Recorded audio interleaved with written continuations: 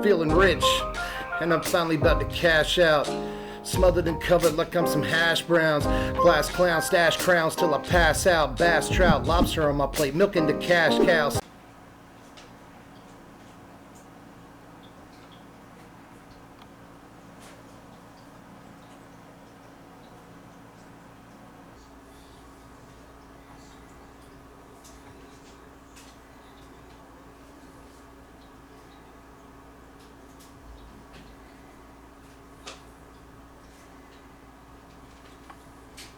What's up, my wizards? It's Dev from Mtg. We like magic, and I can't find my glasses. So you can see the dark circles under my eyes from when I never sleep. But that's okay. Duty calls. We got to check in with the Slimy Simic Guild for a deck that's oozing with value. Today, Biogenic Clones. That's right, I finally get to do a Biogenic Ooze deck. The 5-mana green mythic doesn't look like much at first glance, but if your opponent snoozes on these oozes, they bout loses.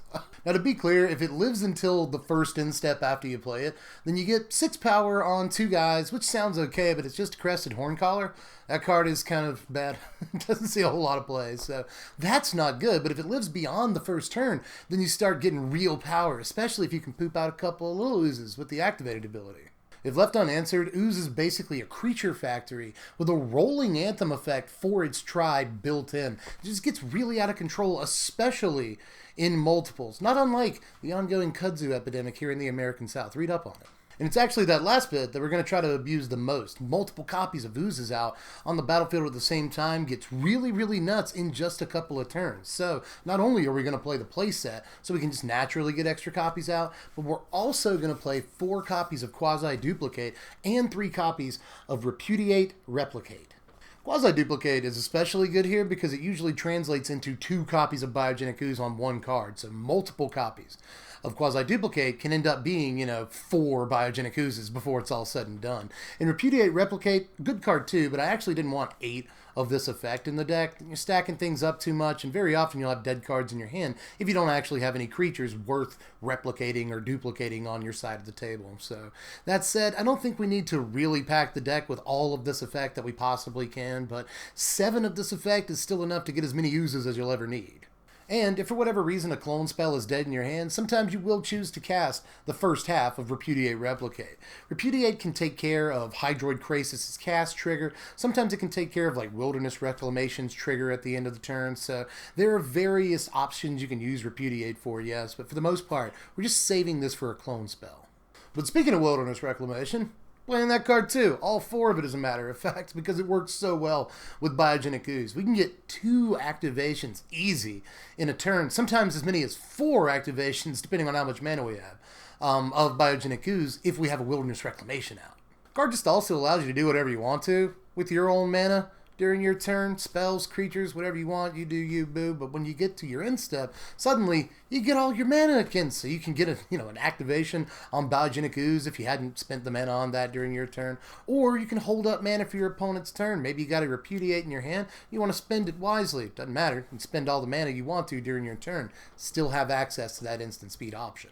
And Repudiate isn't the only instant speed option in the deck, because you can also hold up that 4 mana for a Frilled Mystic. This goes really well with Wilderness Reclamation because you can just get down Reclamation on turn 4, then get to your end step and immediately have the mana to play a Frilled Mystic. This can also just counter removal spells that are pointed at your Ooze. We want to stay on the Ooze cruise. And it's an important line to remember that you can just Wilderness Reclamation on turn 4, Ooze on turn 5, and then when you get to your end step, untap all your lands with Wilderness Reclamation, and now you have a way to actually protect Biogenic Ooze. But there's another reason that Frilled Mystic's in the deck, because sometimes this 4-drop can help us go get a Biogenic Ooze, because we're also playing 2 copies of Prime Speaker Vanifar in this deck. We gotta do that, right? She's an Ooze. Like, it wouldn't feel right not to play this in a deck that boosts all of the Oozes. Let's play like the only other Ooze creature in Standard. And let's make some use out of this. If we have a Frilled Mystic out, then we can just sack it and go get an Ooze, slap it on the table right there. So that's important, but there's some other ways that we can use Vanifar in this deck to our advantage. Now, obviously, one of the best ways to take advantage of a Vanifar is by cashing in relatively small creatures for slightly bigger on the curve creatures. So with that in mind, we're going to play 4 copies of Llanowar Elves and 4 copies of Incubation Druid here. But obviously Vannifar is just one layer to playing these two cards, and really one of the least important layers. Obviously these cards are mostly in there for mana acceleration. If you get the line of Llanowar Elves into Incubation Druid or just double Llanowar Elves, then you can go turn 3 Ooze, which is really what the deck wants to be doing.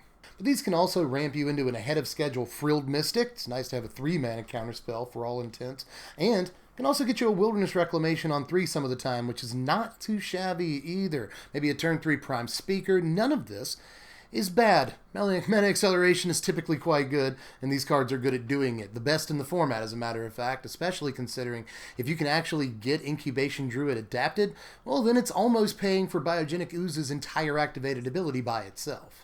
We've actually got just a little bit more room in the 2-drop slot. I want to be able to do a little bit more in the early game at least. So we're going to play just one copy here of Crawl Harpooner. Now, why just the one copy? Kind of taking advantage of a toolboxy kind of strategy. We can afford to do that in this deck because we're playing Vannifar, meaning that we can cash in a Llanowar Elves or an Incubation Druid when they're no longer necessary, go grab a Crawl Harpooner in the mid or late game, and suddenly we're killing stuff. You know, Simic obviously doesn't have a whole lot of ways of interacting, so I want to play stuff like, obviously, Frilled Mystic, and this so that we have at least some limited removal options. That said, we get it on turn 2, it's not too bad either. A 3-2 body is going to attack well against slow decks and trade pretty well too against aggro decks. So I got no problem playing this on turn 2 if it's one of our only options, because it either holds down the fort or goes ahead and gets to attacking.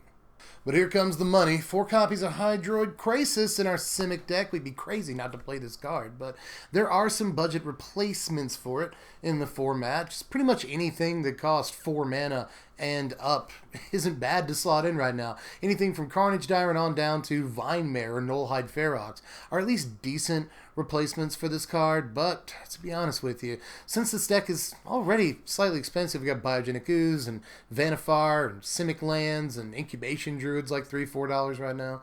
Deck's already a pretty penny, so I don't mind putting in Hydroid Krasis, especially considering it's come down $10 since the last time I talked about it, so there you go. Plus, if you're playing Arena, it'll just cost you wild cards, whatever. But obviously the best Simic card, period, in the format right now. If we're just in green and blue, I think we'd be foolish not to play this card.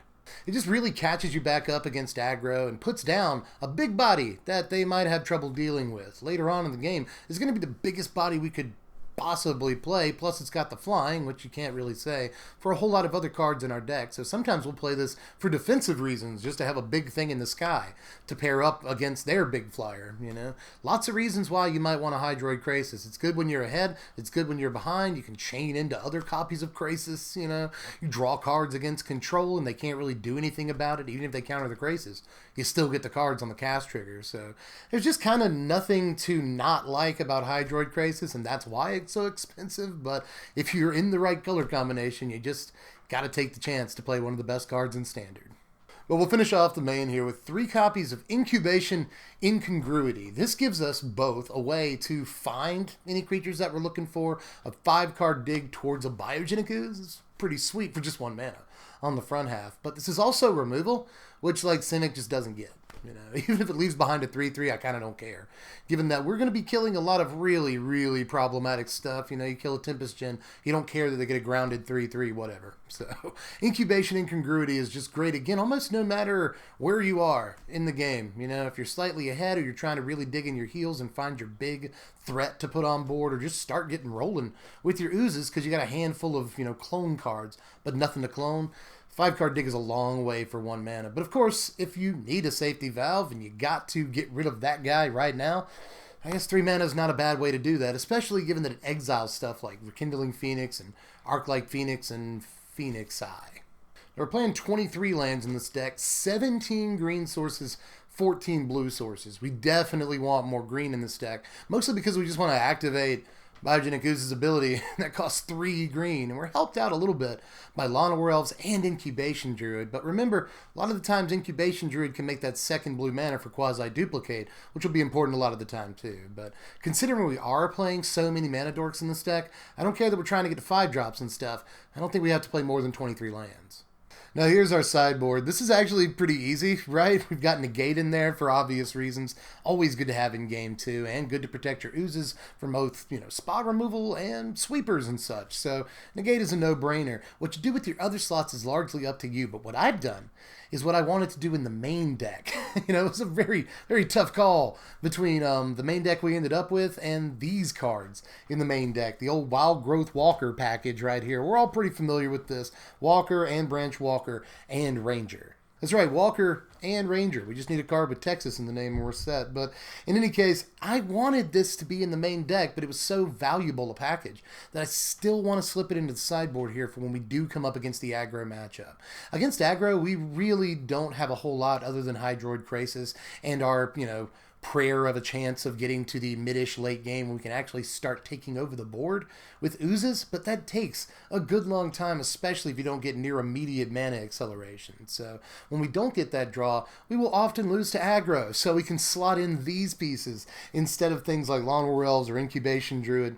In that way, we'll have a much better chance against aggro. We get more action in the early game creature-wise.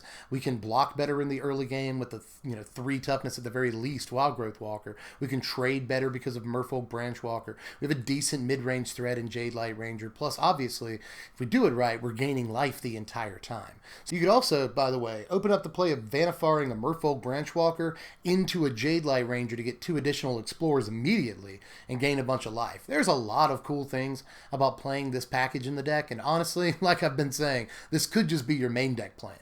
But here are your power rankings and such. A final score of Nintendo 65. Not too bad at all. It's not a really versatile pile or anything. It's just trying to do the one thing. But if it can do that thing, it can run away with the game in a matter of just a couple of turns. Like, for instance, there's a play line where you go Biogenic Ooze on turn 5, or whenever you can, because mana dorks.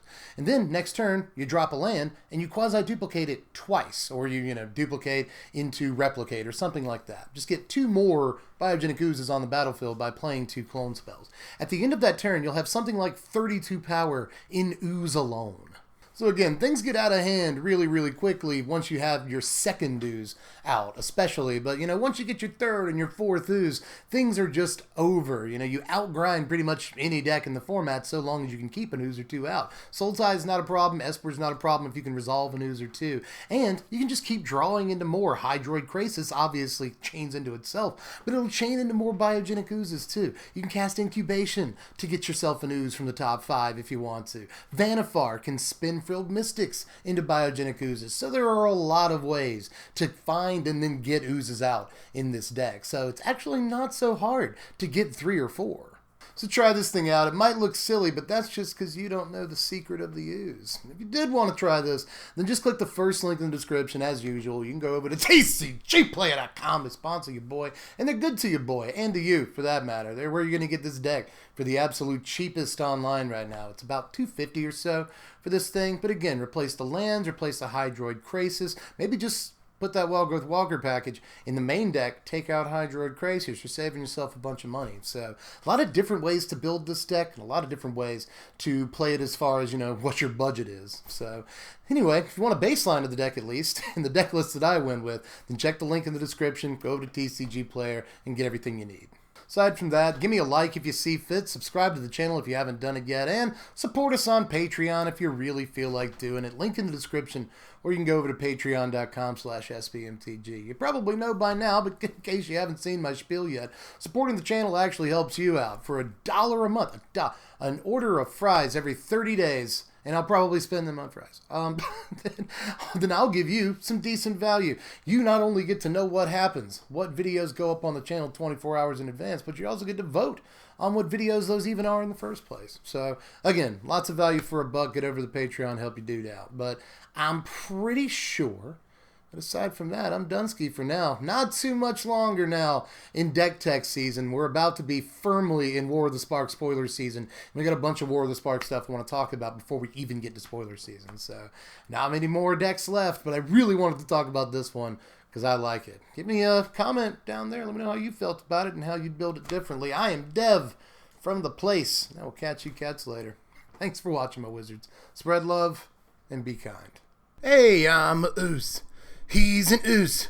She's an Ooze. Because we're all ooze. Hey! Yeah, I didn't do that joke. I should have done that joke. I also briefly considered making a ooze clues joke, but I didn't know if the audience was too old for Blues Clues jokes. You probably aren't. You'd probably get that. But anyway, I've got like 28 seconds to fill here, and I don't think I'm going to make it. Not quite. Oh, wait, I did. Here we are.